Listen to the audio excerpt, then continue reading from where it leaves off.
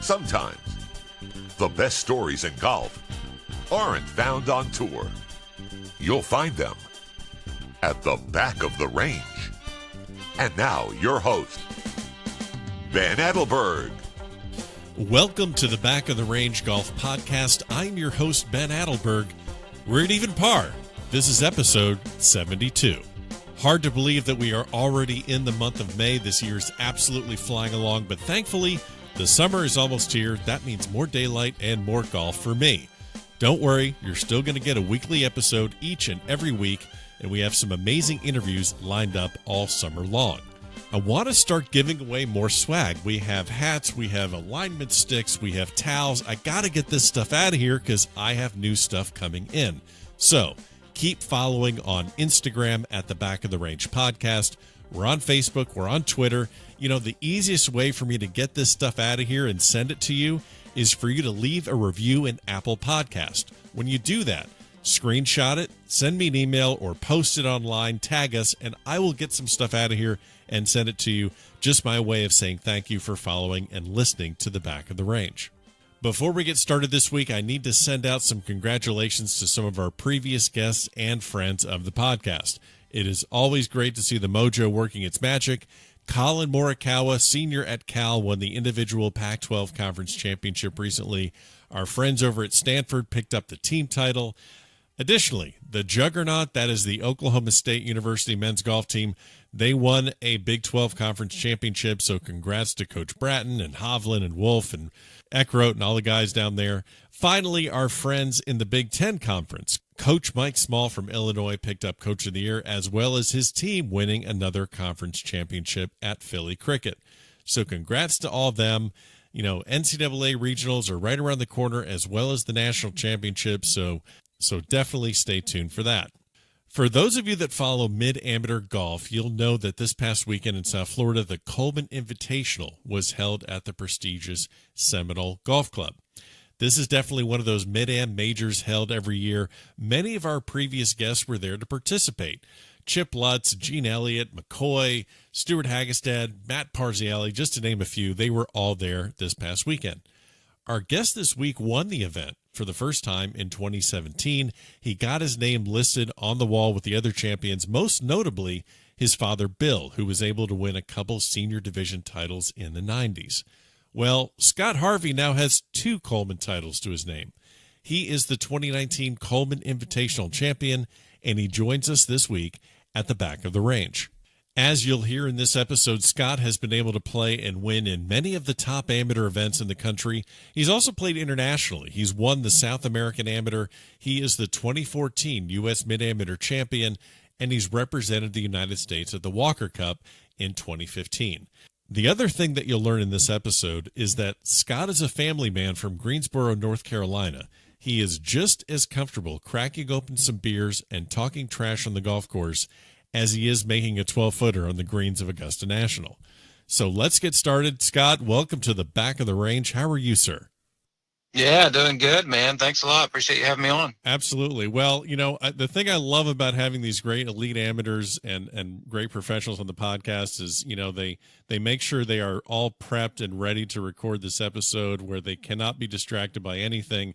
A lot of people just kind of hole up in their home office or they get into a nice cozy corner of their country club. Scott, where are you calling from today? I'm in a Cracker Barrel parking lot in Greensboro, North Carolina. Yes, yes. Man, I got to get Mama's pancakes, man. Oh.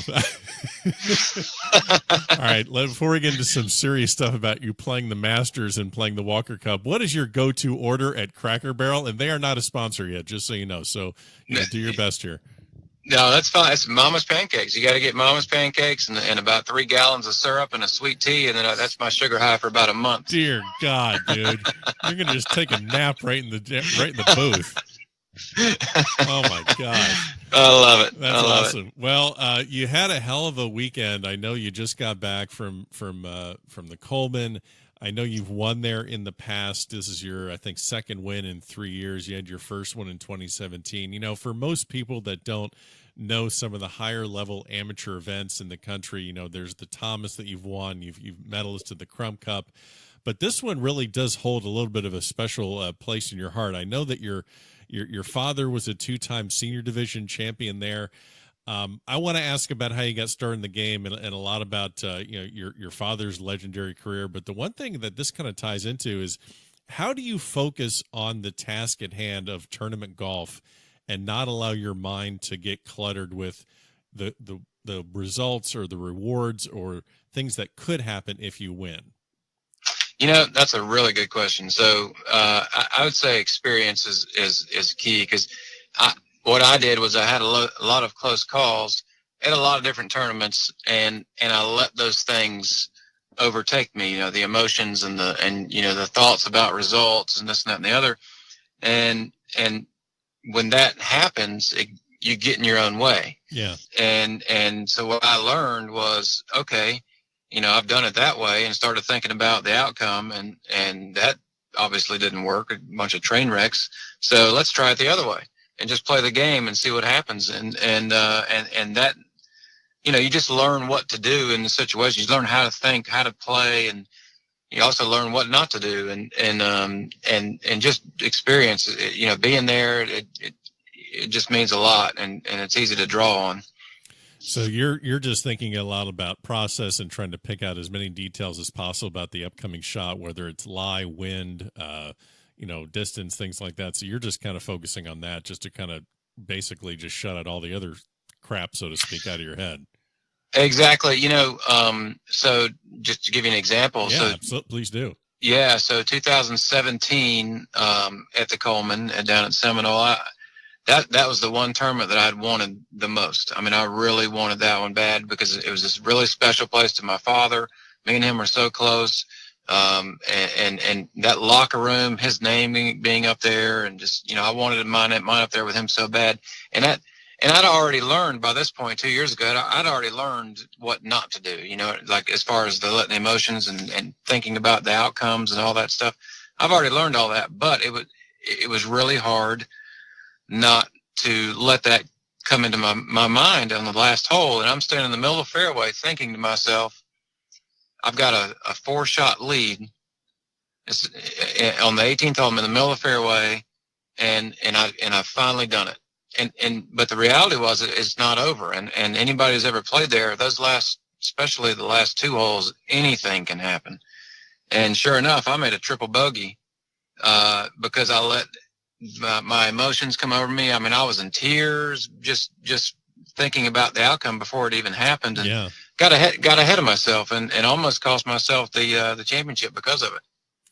Yeah, I remember reading about that triple bogey, and I mean, is that just the sickest feeling I think you've probably had on a golf course? It's got to be up there.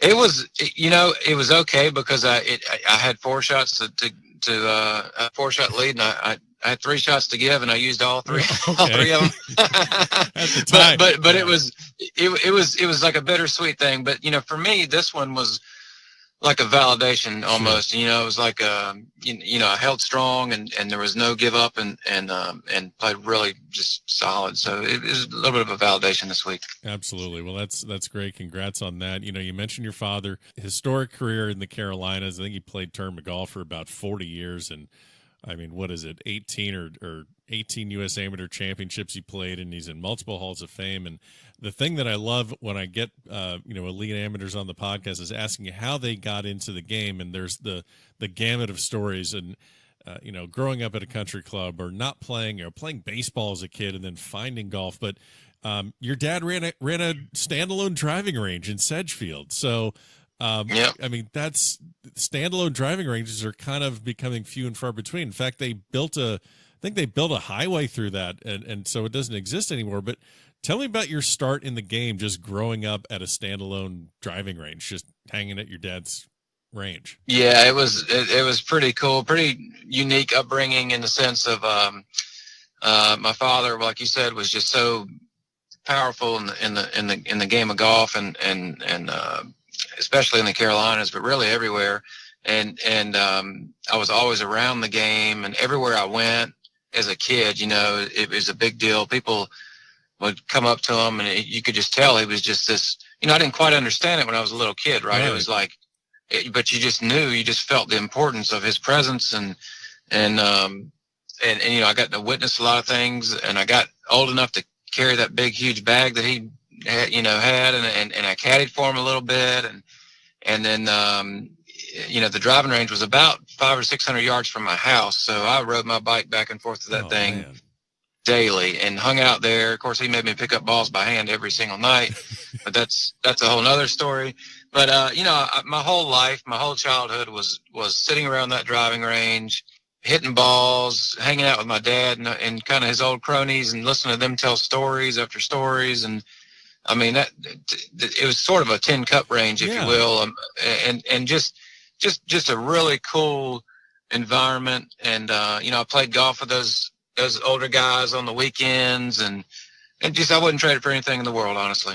What was looking back, obviously it's character building, and I'm sure you do similar things with your son now, but I mean, what's the worst job you had at the driving range? I mean, I'm sure you did everything, but what's the one that was like, oh, Dad, come on, man, I got to do that?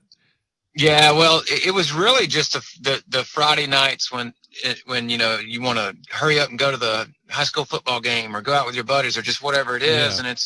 And Dad was like, he was adamant, like you get your ass out here and you're picking up balls. We had a 5-gallon bucket in one hand and like a half a broomstick with a bean can screwed into it on the end of it. We literally picked up one by one, scooping them up into a bucket every night. And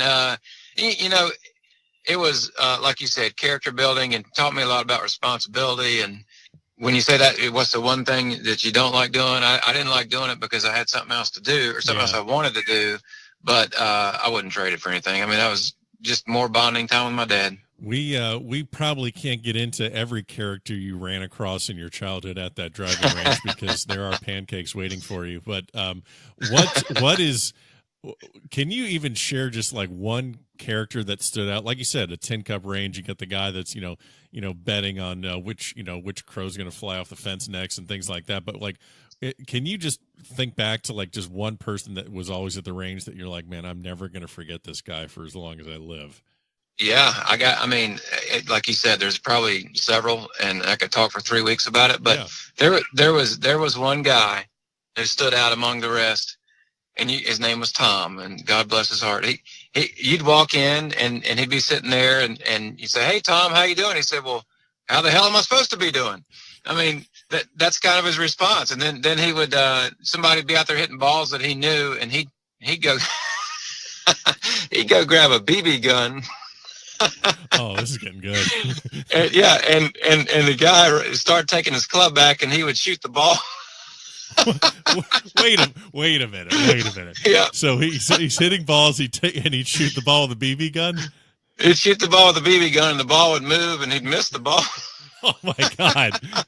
All right, now I understand. I think I have a glimpse now, and everyone else says what kind of a range you grew up at. So not. Oh, it was fantastic. Not exactly pyramids of pearly white Pro V1s.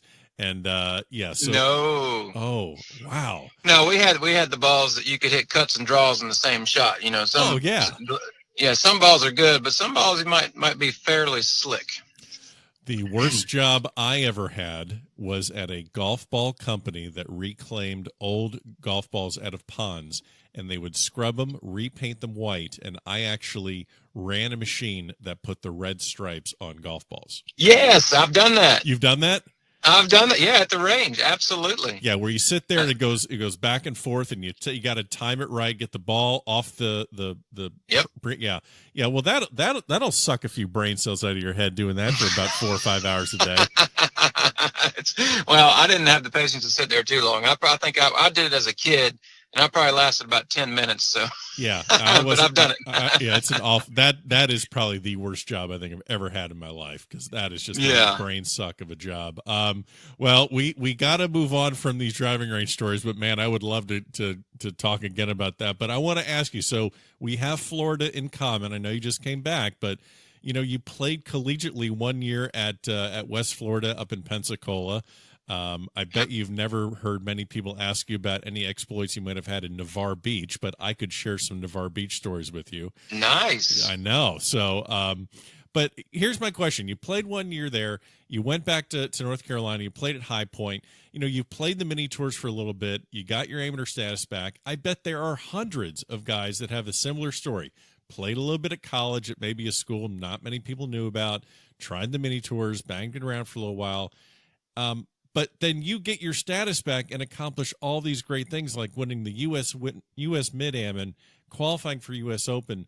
When did things actually start clicking for you after you got your status back? Because your story is pretty common. Like I said, it's a couple of mini tours and things like that. Yeah. When did things click?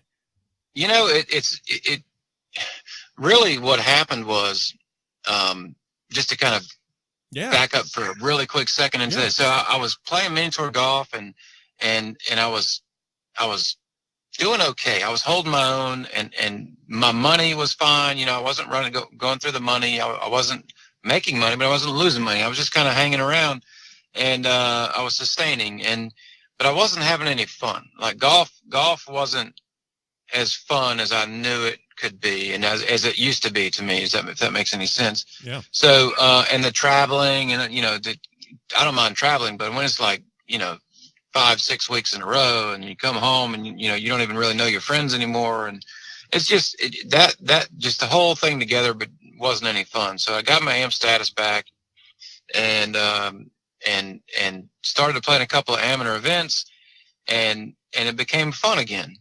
And really just the love for the game was reignited and that's really all it took, honestly.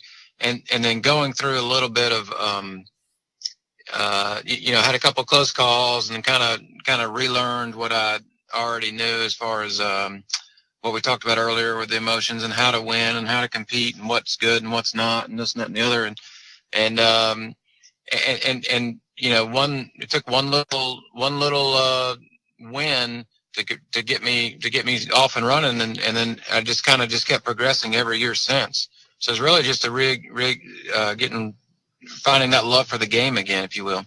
The other thing I wanted to talk about is you've been so successful with this elite amateur events, like the Thomas and the Crump and the Coleman, and these are events that probably just about every single amateur that's listening to this podcast or every amateur in all corners, they're probably not going to be able to play in these events. So instead of talking about some of these elite events that maybe people aren't as connected to, what's your normal weekend game like? What are some of the local, maybe hit and giggle events that you play in that everyone listening can kind of relate to? I tell you what, my favorite. That's a great question. So, I don't play much on the weekends. I'm helping coach his basketball team and he's into golf too. So I'm kind of hanging out with the family on the weekends. But, my favorite thing are these charity events. You get your buddies together, get a cooler of beer and a Bluetooth radio thing and go out there and blare music, drink beer and just talk trash to everyone. And I'm telling you right now, that is the most fun ever. I just love that. And people call me, I don't even know. And I'm just like, absolutely, I'm coming. Let's play. I love it. I'm absolutely in love with doing those things and going out there and doing that. And to me, that's where pace of play doesn't matter because we could be out there for 8 hours and I'm Sure. okay with in that environment. So let me just make sure I understand what you just did here on this podcast. A U.S. mid-amateur champion, Walker Cupper, just basically said that if you have beer, you'll travel and you'll be a scramble partner. Got it. Okay. Amen. You can put me down. All right. Perfect. I'm going to get you a whole schedule of things you're coming down to Florida for. So don't you worry. Wow. Didn't expect that answer. So, all right. Well, then let me ask you this question. You've played all these great courses. You've been to Pine Valley, you've been to Seminole, you've been to LACC, and obviously Augusta National has been crossed off your list because you got to play the 2015 Masters due to your 2014 U.S. Mid-Champ championship. So what's on your bucket list now? Like, what courses do you want to check out? What would, like, is there a dream buddy golf trip that you want to go on? That's another great question. So, before last year, Pebble Beach was like the one spot that I had not been, I always wanted to go to, and then they had the U.S. Amateur there, so I got to play that, which was incredible. And then now I'm thinking about these places, and Bandon seems like a really cool place. So but I'm getting to go next month for the 4-ball there. Yeah. So really everything in the United States that's on my list will be checked after next month. Wow. The only thing that I'm wanting to do is get a big group and go over to Scotland and play some of the open courses. That is, I've been able to do that, and that is, it's quite an experience. Yeah, I mean, I would love to talk about that one time. I'll tell you, I don't know. It just seems like it'd be so neat to get a big group, hang out, play golf, drink some beers in the evening, tell some stories, and then do it again every day. And it just seems really, really cool. Yeah. And one other place you should check out is Cabot up in Nova Scotia. Oh, really? Cabot is worth it because it's, super easy to get to, and also there's no time zone change like you're going to deal with Bandon, but you just basically shoot up the East Coast, and it's incredible too. So it's a core Crenshaw. It's kind of like the Bandon of the East, so to speak. That's fairly new, right? Yeah, and I was there last year, and it's incredible. Nice. I'll have to look at that one. Yeah, Nova Scotia is a beautiful place from what I understand. Yep, and you could just shoot up, and that was like the running joke. It's like a 3-hour drive from Halifax to Cabot up to Inverness, and that was the running joke. I'm like, it's not hard to get to. And my buddies are like, dude, it's 3 hours in a car. I'm like, yeah, that's nothing. Don't worry about that. So, 3 hours in a car is nothing. But you've been over to the UK to play. So like I said, your U.S. Mid-Am champion. Got you into the 2015 Masters, and would have to think that really led to you being selected for the Walker Cup team. You partnered with Mike McCoy, who was a previous guest here at the Back of the Range. You got to give me an Uncle Mike story. Uncle Mike, I'll tell you what, I love the guy. I really do. We call him the mayor, by the way. So okay. We're down in South America.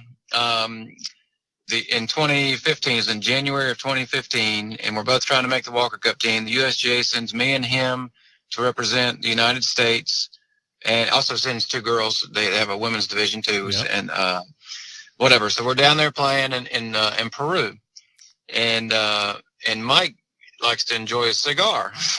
Yes, he does. Yeah, and the guy is all time. He's so good, and everywhere you go, Mike walks around, he's got the cigar in his mouth, and if you didn't know any better, you'd think he's running the whole place. It didn't matter where you were, if you were at a restaurant, a golf course, a shop. He just walks around with that cigar, and he just looks like he's in charge of everything. So we call him the mayor, and there couldn't be a more classy guy than him. He would rather talk about everyone else than himself, and he'll put you before him. He's just an all-time great guy.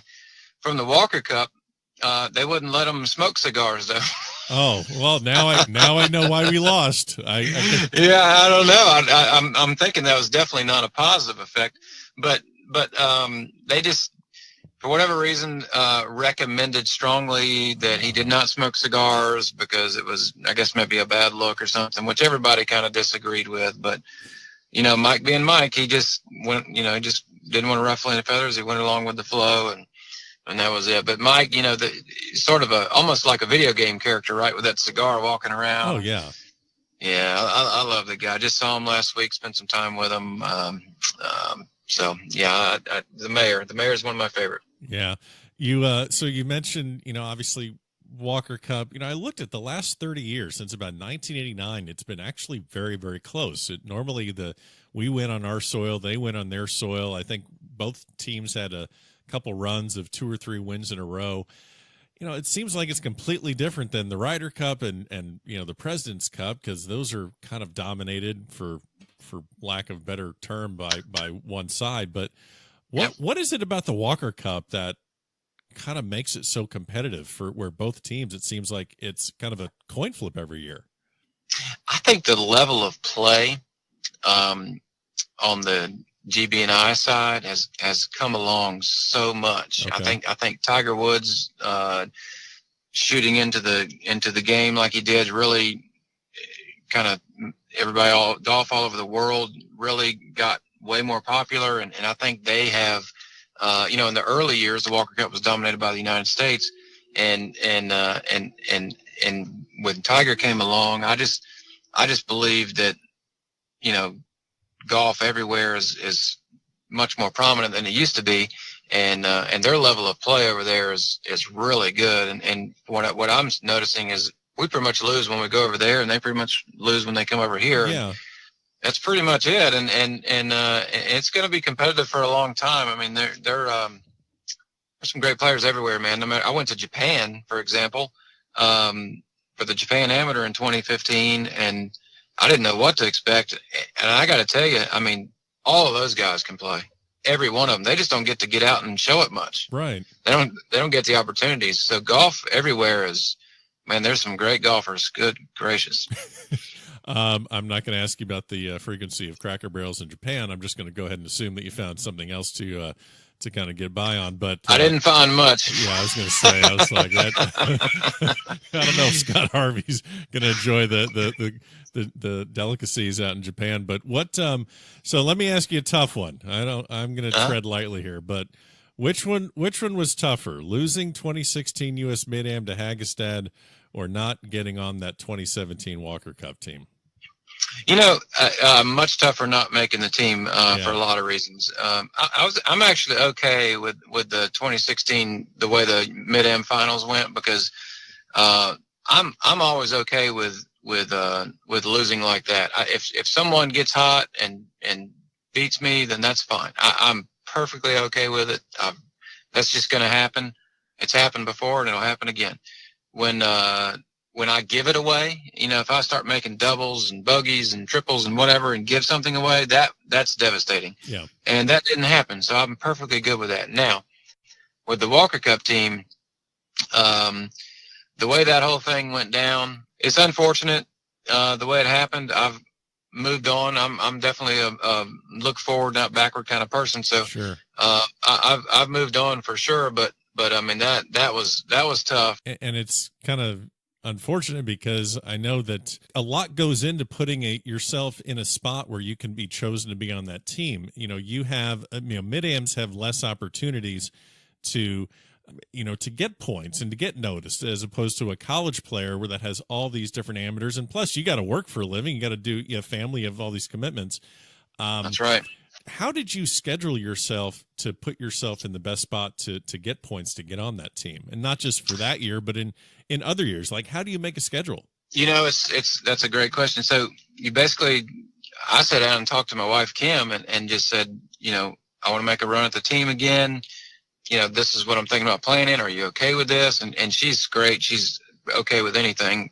And you know, there's some events that everybody knows are bigger than others, and this, that, and the other. But, you know, as far as scheduling is concerned, you know, you look at the Porter Cup and you got your big Mid-Am events that you want to play in. I was going to do the Northeast, but it qualified for the U.S. Open instead. And you know, you just set your schedule at what you can, especially as a Mid-Am.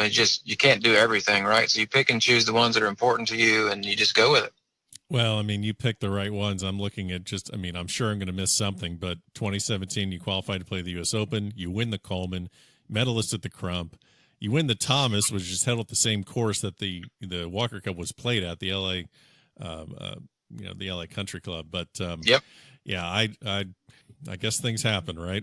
Yeah, it is what it is. But you know, it's over, and you know, and I've had some calls after winning the Coleman this week, being a Walker Cup year, and trying to get me to make another push. But we have a 6-month-old baby at home, and I'm not willing to run the gauntlet, so to speak, and kind of sacrifice time away from the family that much. I mean, I'm going to travel and play a little bit, but I'm not going to. Yeah. Well, then there's the 2021 Walker Cup, which is at Seminole. That's right. That's right. So, and it's not like, there have been, I mean, McCoy was on the team in 2015. I believe he was about 52, 53 years old. So it's not uncommon. It can happen again. So it can happen. So, Scott, let's pivot actually away from Walker Cup. Let's pivot a bit to the PGA Tour. Your home course, Sedgefield Country Club.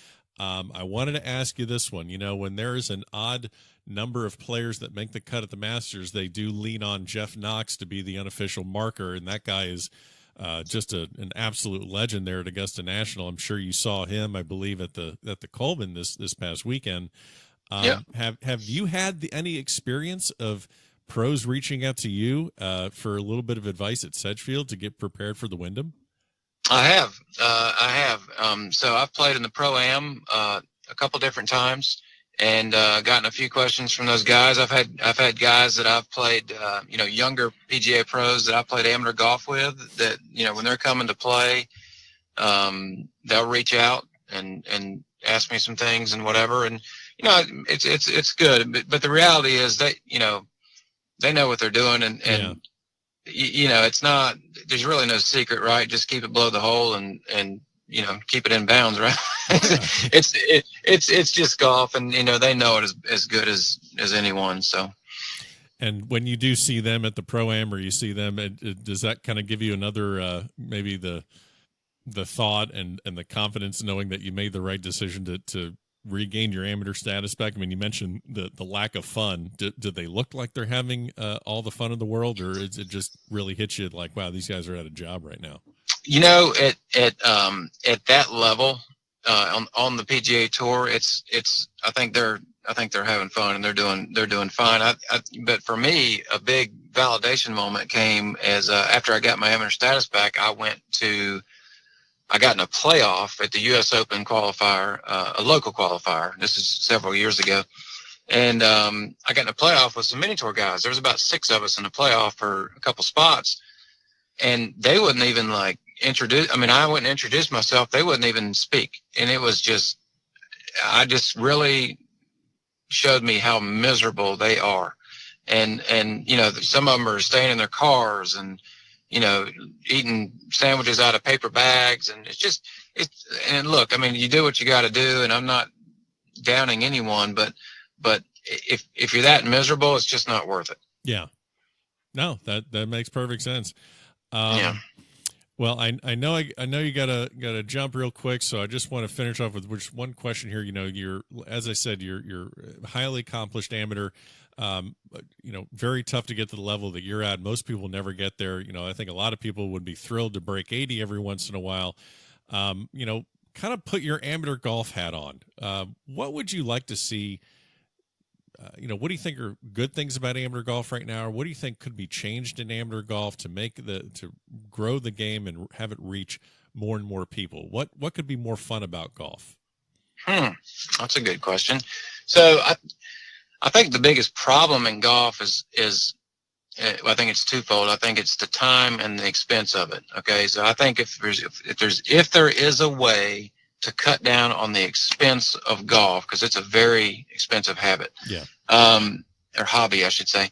It's a very expensive hobby, and that would in itself would bring a lot more people into the game. But there are programs, First Tee, Junior League, whatever, that do help. I think pace of play is an issue to help. They could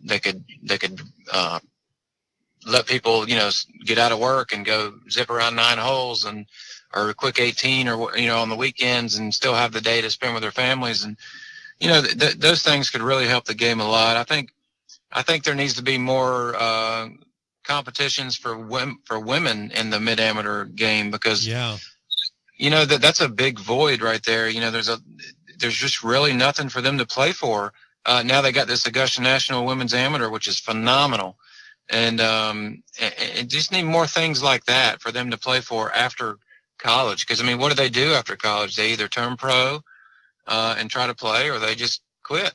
Yeah. No, it's sad. No, you're absolutely right. It's one thing I talked to Shannon Johnson about. She's the, U.S. Women's Mid-Am champ, and I was actually a little bit bummed that she didn't get an invite to the Augusta Women's Amateur.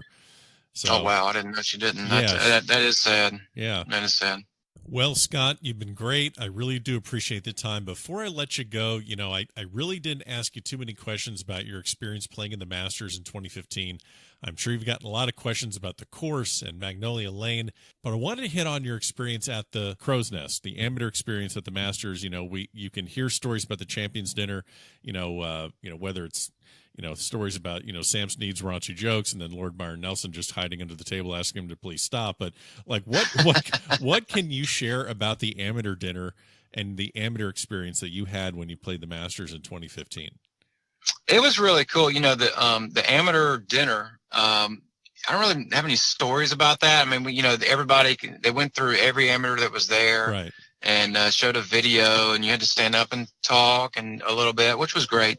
But and I stayed in the crow's nest only one night because I didn't want to be secluded from my friends and family that came down with me. Sure. But I did stay there with Corey Connors, was one of the guys there, and we're sitting around with the guys, and you know, it's dark outside, it's real quiet, it's an odd feeling almost, because it's, you know, you're out there with thousands of people all day, and you're you're sitting in there, and all of a sudden nothing's going on, you're totally secluded. Yeah.